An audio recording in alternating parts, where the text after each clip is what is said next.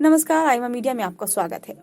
लंबे इंतजार के बाद आखिरकार मेरठ हापुड़ लोकसभा सीट से भाजपा प्रत्याशी के नाम की घोषणा हो ही गई। मेरठ से भारतीय जनता पार्टी ने सुप्रसिद्ध टीवी धारावाहिक रामायण के प्रमुख किरदार अरुण गोविल के नाम की घोषणा कर ही दी।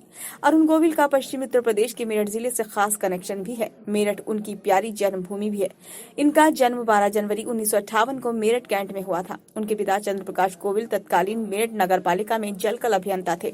मेरठ में सरस्वती शिशु मंदिर और राजकीय इंटर कॉलेज में शुरुआती शिक्षा अर्जित करने के बाद वे सहारनपुर और शाहजहांपुर चले गए तथा आगे की पढ़ाई वहीं की। तदुपरांत चौधरी चरण सिंह विश्वविद्यालय मेरठ से उन्होंने औपचारिक शिक्षा प्राप्त की। उन्होंने इंजीनियरिंग विज्ञान में शिक्षा प्राप्त करने के साथ ही कुछ नाटकों में अभिनय भी किया। उनके पिता उन्हें सरकारी नौकरी में देखना चाहते थे, जबकि इसके विपरीत अरुण गोविल का रुझान अभिनय की तरफ अधिक था। कालांतर में वे मुंबई चले गए तो तथा रुपहले पर्दे पर अपना स्थान बनाने के लिए संघर्ष में जुट गए। सन 1977 में पहली फिल्म से फिल्म जगत में प्रवेश करने वाले अरुण गोविल ने श्रद्धांजलि, इतनी सी बात, जियो तो ऐसे जियो तथा सावन को आने दो आदि फिल्म। इसके बावजूद सबसे ज्यादा प्रसिद्धि फिल्म निर्माता रामानंद सागर कृत टीवी सीरियल रामायण से मिली।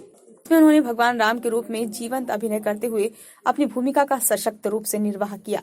इससे उन्हें इतनी प्रसिद्धि मिली कि वे जब भी सार्वजनिक स्थानों पर निकलते तो पब्लिक उनके दर्शन के लिए इतनी लालायित रहते कि घंटों इंतजार करते। यही नहीं, उनके सामने आने पर लोग उन्हें पुष्प माला पहनाने और पैर छूने के लिए आतुर रहते, मानो भगवान राम स्वयं धरती पर उतर आए हों।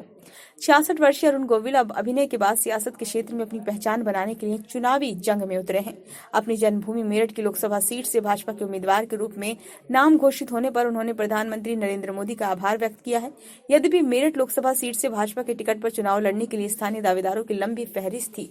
इनमें मौजूदा सांसद राजेंद्र अग्रवाल, उत्तर प्रदेश उपभोक्ता सहकारी संघ के चेयरमैन गोयल सिक्का, विधायक अमित अग्रवाल, व्यापारी नेता विनीत अग्रवाल, शारदा तथा हापुड़ के विकास अग्रवाल आदि के नाम प्रमुख रूप से शामिल थे। इसके बावजूद भाजपा हाईकमान ने इन सभी नामों को दरकिनार करते हुए अरुण गोविल के नाम पर मंजूरी दी। चूंकि इसी वर्ष 22 जनवरी को अयोध्या में राम मंदिर की प्राण प्रतिष्ठा भव्य रूप से हुई है, मेरठ की धर्म प्रेमी जनता ने उस दिन पूरे जिले को दीपावली की भांति सजाया था और पूरे जिले भर में भंडारे आयोजित किए थे। भारतीय जनता पार्टी ने भी लोकसभा चुनाव में इसे देखते हुए अरुण गोविल को टिकट दिया ताकि मौके का पूरा लाभ उसे लोकसभा चुनाव में भी मिल सके।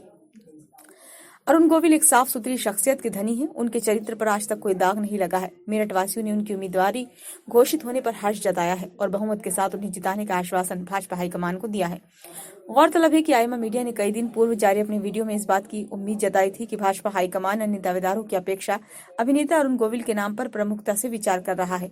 अब भाजपा हाईकमान ने उनके नाम की पुष्टि कर दी है। अरुण गोविल के प्रतिद्वंदी उम्मीदवारों में समाजवादी पार्टी की ओर से सुप्रीम कोर्ट के अधिवक्ता भानु प्रताप सिंह तथा बहुजन समाज पार्टी के देवव्रत त्यागी हैं। भानु प्रताप सिंह मूल रूप से बुलंदशहर के निवासी हैं तथा वर्तमान में साहिबाबाद में रहते हैं। बसपा प्रत्याशी देवव्रत त्यागी दवा कारोबारी हैं और मेरठ में ही निवास करते हैं। इससे पूर्व हुए 3 बार से मेरठ हापुड़ सीट पर भाजपा प्रत्याशी के रूप में सांसद राजेंद्र अग्रवाल विजय का परचम फहराते रहे हैं। अब देखना ये है कि इस बार बाजी किसके हाथ लगती है। ये वीडियो आपको कैसा लगा? यदि अच्छा लगा हो तो लाइक कीजिए और कमेंट बॉक्स में अपने सुझाव दीजिए। यदि आपने इस चैनल को अभी तक सब्सक्राइब नहीं किया है तो कृपया इसे सब्सक्राइब कीजिए।